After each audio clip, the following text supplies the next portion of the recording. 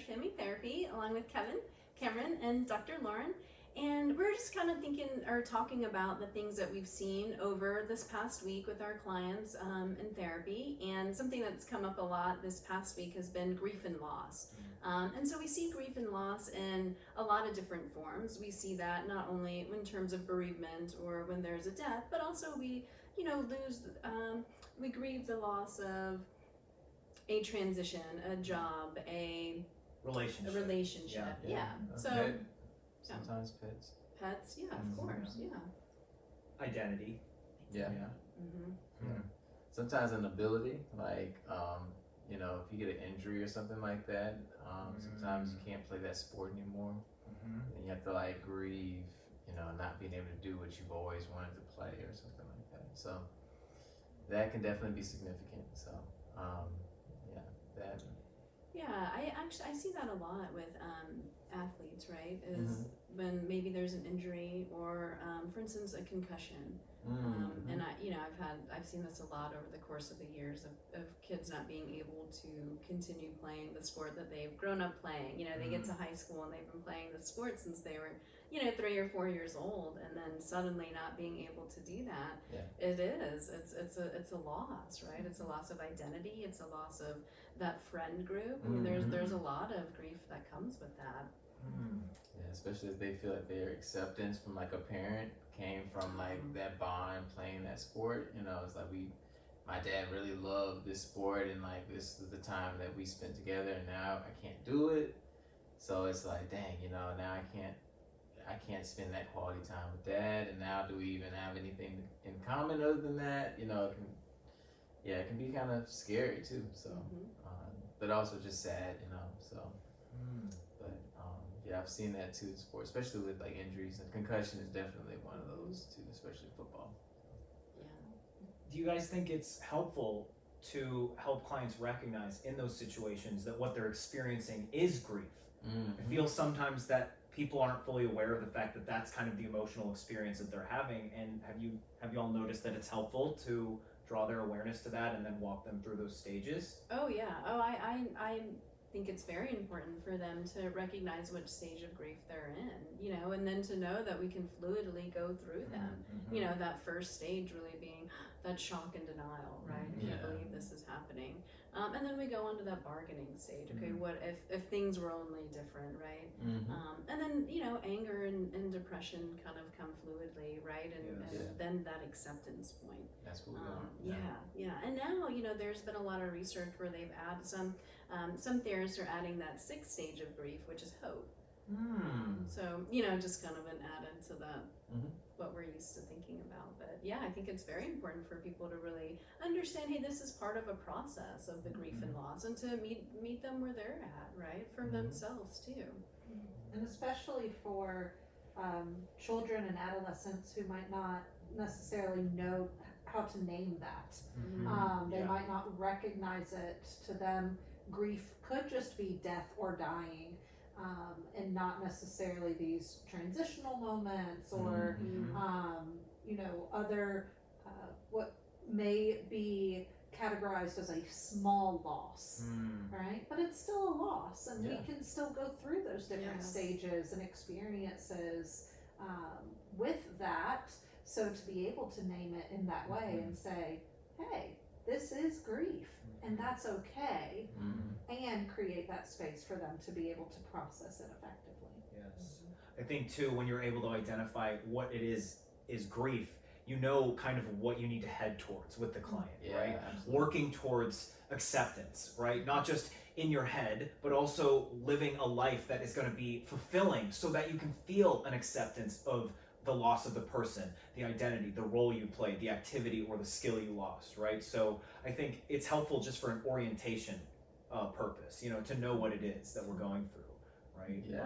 I think because also a lot of times people when they're in that situation, they're grieving, if they don't know that they're grieving, oftentimes they're like, well, why do we have to talk about it?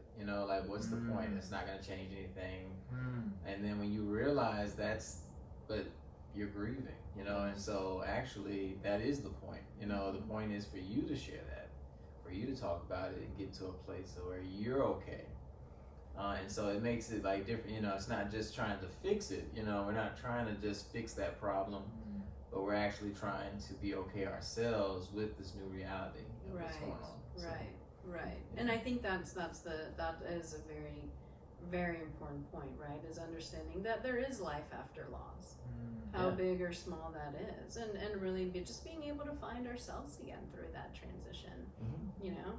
And I think a lot of that comes with the compassion that we have for ourselves, right, or lack thereof. A lot of times, right, is understanding. Okay, like it's okay to feel the pain of that loss. It's okay. It's okay to do that, and we should actually. Actually, we should do that. Yeah, it's good. It's good. It's healthy. Yes. Yeah. It doesn't always feel the most pleasant, right? When we're feeling these intense emotions, sometimes, like we were talking about adolescents and kids, sometimes, you know, they're experiencing these intense emotions for the very first time. Right. So any emotion is going to have that intensity if there's no measure to it, right? So then we're like, okay, this is so much and overwhelming, and that may be true, but what we don't want to do then too is minimize that. And I think we see that a lot in the family systems where maybe the child doesn't have that voice or that opportunity to really grieve the way they should. And that's been a lot of the conversations I've been having the past few weeks with children, adolescents, specifically in Gwinnett County. They're having redistricting, right? So there's a new middle school that's opened up, and so people, because of where they live and they've lived this whole time, right, are now being redistricted to different schools, and you know, parents are having to go with the flow and make this transitions, and the kids are kind of caught in the middle right now. They're having, this is something out of their control, something they did not choose for themselves, and something that they're then having to process. The school that they once knew, their routines, the teachers, the relationships that they've made with friends and administration, and now they could be going to a completely new place. And what is that going to look like? And there's a lot of anticipation coming up in my sessions right now, as well as grieving the loss of the school they once knew, and especially middle school, with that being such an important developmental time, and having it feel like the world has just been kind of pulled out from under them. And so moving towards some of that acceptance piece is something we're really working on right now, because it's not easy, especially when it's something that is a county change, a policy change, something out of our control like this. Yeah, I think you're speaking to like school, like, and that transition too, like that to me is like, you know, when you're in middle school, everything that matters is what people think, you know. It's like what do my friends think, you know. And so now you're saying change schools, and so now I have to think about that, but now even like, who are these people, you know, and like, and even just normal routines, like now it's not routine anymore, like it's all new. And so like, how do I find my place here? And it was already hard, even if I knew my place. I was trying to like find me, and now I have to find people and me, and and it's a combination of different schools, so it's not even maybe everyone from where you were. It's some people are staying behind, some people are moving over. And you know, we already have, coming into August here, this back to school season, there's already transitions. Our 5th graders moving into middle schoolers moving into high school. That is already a loss in and of itself, right? Of what our identity was in these spaces, and getting to know these new places, and then to have that shaken up in this kind of new way, is something we're all trying to navigate right now as a community. Yeah, and I think, you know, what goes along a lot with that grief and loss and transition really is that uncertainty, right? Like, we're never gonna know what that school is gonna look like, right? Because we know this school, and so you know, there's just a lot of uncertainty, and that's okay, right? Life is uncertain. We know that. It's a very important skill to learn how to adapt in these periods of uncertainty. It's like, because that's it. I mean, there's a lot of change that's inevitable, and you have to be able to understand that and be like, hey, okay, how do I adjust in this new environment? You know, and it's hard. So And you're constantly, I mean, that's one thing that's going to be constant is like change, you know. Yes. So, you know, when you go to, you know, when you're going just to a new school, even if you knew that school already, like I knew the school I was going to way in advance, but it's a new school. Right. So for me, so it's like, okay, you know, how is that gonna look? How's that gonna feel? Mm-hmm. So yeah, it's like an element of, you know, grief that kind of goes with that, but just change in general, you know, it's tough. So. I wonder, do y'all have any strategies that you've used with either adults working with their kids going through grief, or adults working, you know, we're adults, we also go through grief. What strategies have y'all used that have been helpful with adults having those conversations? I think a lot of narrative work, a lot of telling the stories of the life, especially the loss of a person, telling the stories of their life. And for some, you know, there's a lot of difficulty after they've lost a loved one, and maybe those last memories weren't the ideal memories of that person because of the state that they were in, or where their mind was at, right? And so sometimes it takes work for that person to start, you know, processing through those, and then saying, you know, but I also remember when my dad and I went, you know, to this one place when I was a kid, and then those other memories start coming up, and we can start telling a really meaningful story of that person's life and the relationship to the client, right? And I think one of our clinicians here, Angie, has said before, you know, the opposite of gratitude, or the opposite of grief, is gratitude, right? And so ideally we want to get to a place where we can say, yes, the pain of the loss is so significant, but also I'm so thankful that I had this person, that I had this experience, right? And I would argue that a lot of grief, the out of control portion, like I think grief is when we finally realize like there's nothing we can do about it. Right? There's a lot of solutions focused work we can do with other situations, but grief, we're kind of in a position where we have to process the emotions. We have to get to a place of acceptance and even gratitude for the fact that we had that experience, and maybe even the loss taught us something along the way, as hard as that might have been, right? I think you know, even the loss of a place, right? That it's not just going to a new place, but this place that was familiar and safe for us, and now we don't have it anymore, right? And for a kid, that's not a small thing, right? That's like their whole life story has been in that one elementary school. Even as an adult going to a new job, right? Like we experience this too in new workplaces, or having to move to a new neighborhood or something. It can be tough because that you're losing that sense of safety, you know, for something that could be also safe, but we don't know. It's uncertain, you know. So now you have to kind of develop that, you know, that feelings of safety with, you know, with the tools you've built using, you know, the things experiences you've learned, you know. Yeah, that's like we trust in ourselves, right? We trust in, you know, our ability to be grounded and, you know that no matter what comes, like we've got this. We're gonna be okay. It doesn't mean that that's pleasant all the time, right? I mean, we draw from these laws of saying, okay, hey, we have to accept this moment for how it is, not how we wish it to be. Right? Like that, and that's that true acceptance piece. When we can look at it and we say, okay, this is the situation, pleasant, unpleasant, good, bad, whatever, and that's it.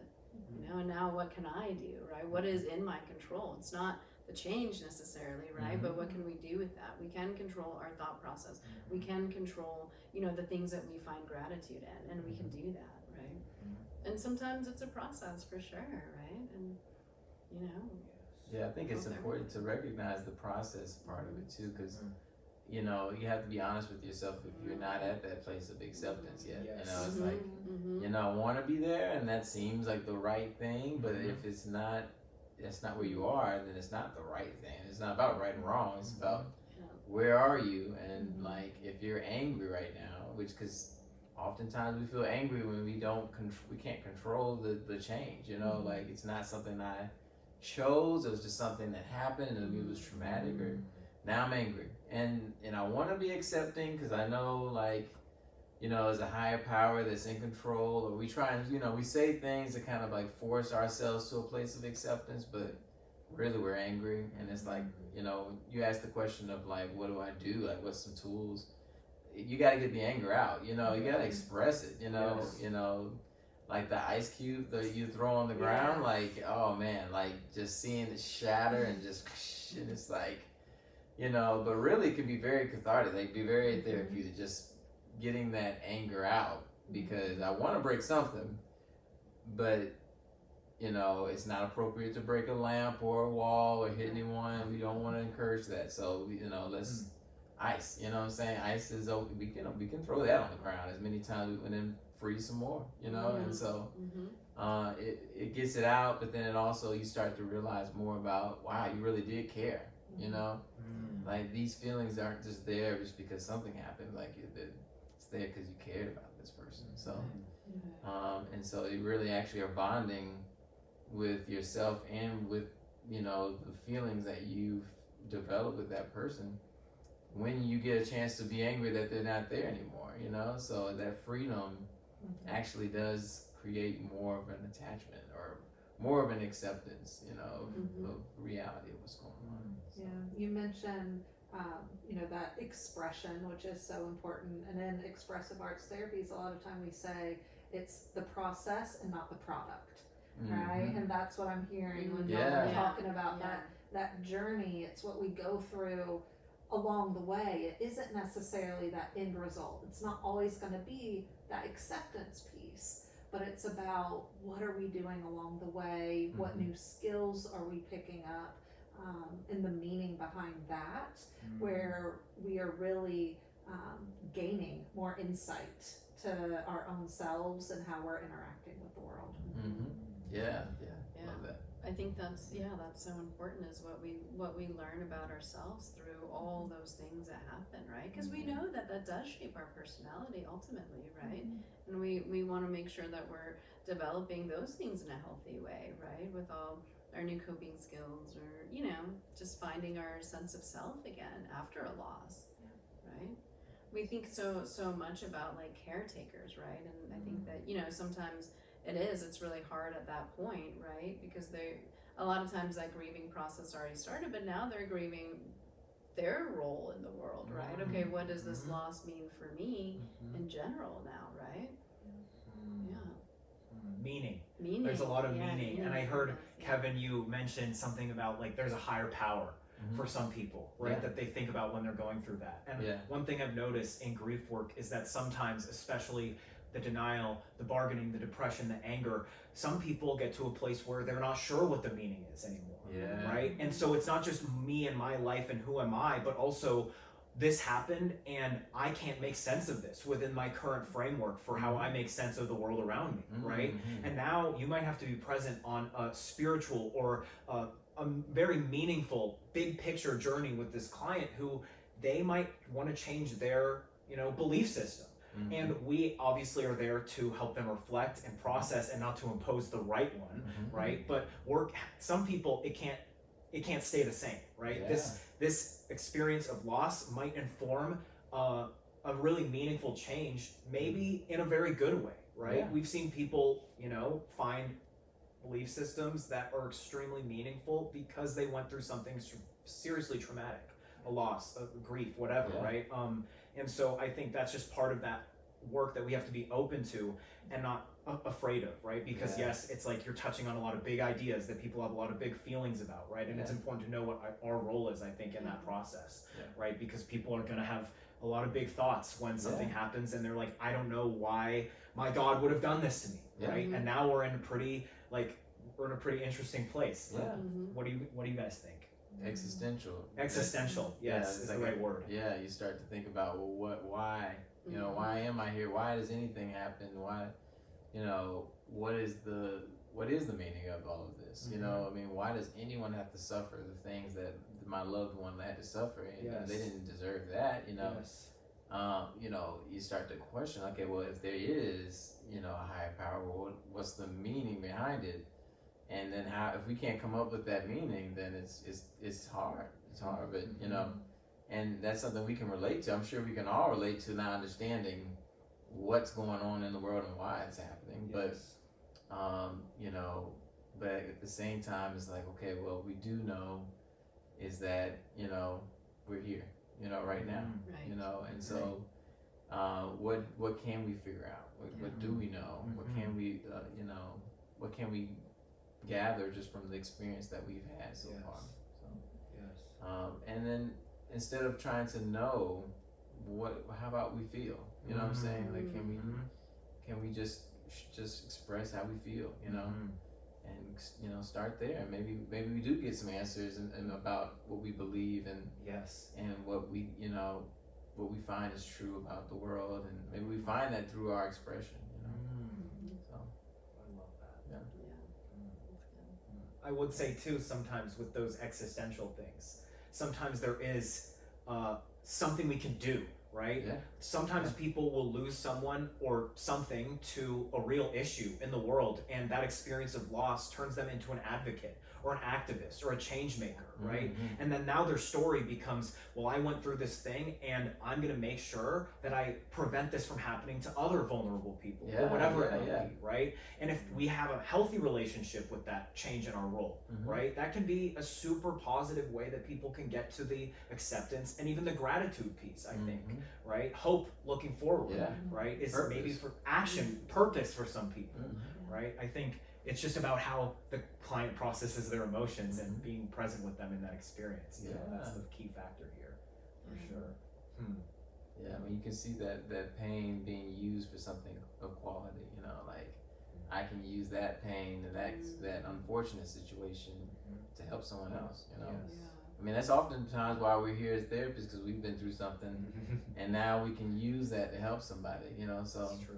Yeah, I mean, I don't know where we would be. I don't know where I would be if I didn't go through half of the things that I've gone through. Same. You know, so I'd probably still be struggling trying to be a doctor somewhere, you know, like.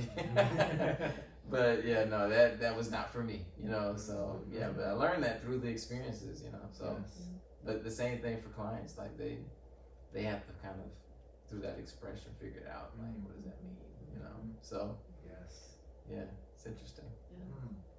I think one last thing to touch on with grief, one thing to look out for in our work, or, you know, for people at home watching, one thing to look out for in yourself is being really intellectual about it, right? Yeah. Making meaning out of it, making sense of it, trying to reason through it. That's awesome, right? And I think we need to be honest about the feelings that we're having and processing those, right? Because it can't all be solutions and logic, right? And sometimes I think especially men, for whatever reason, hide behind the solutions and the logical thinking, right? And really, sometimes they're just clinging onto the anger or the depression, right? But we have to get in the body, in our feelings, right? To help those clients get to a place where they're grounded in what they're actually feeling and expressing that. And it's not just unconsciously driving their sometimes dysfunctional coping, right? Yeah. We see that in the substance abuse program a lot, you know, especially with grief. Yeah. Absolutely. Yeah, that's a great point. Yeah. Just to embrace the feeling. Yeah, I love that. That's good. Okay, thank you for joining us today, and feel free to visit our website, flourishfamilytherapy.com, and don't forget to like and subscribe, and we'll see you next time. Bye. Thank you. I'll cut out the little awkward pause right there where we were all trying to feel each other out. I know. You know, I that will be cut out. Don't I worry. forget we can do that. You know, I know, like. yeah.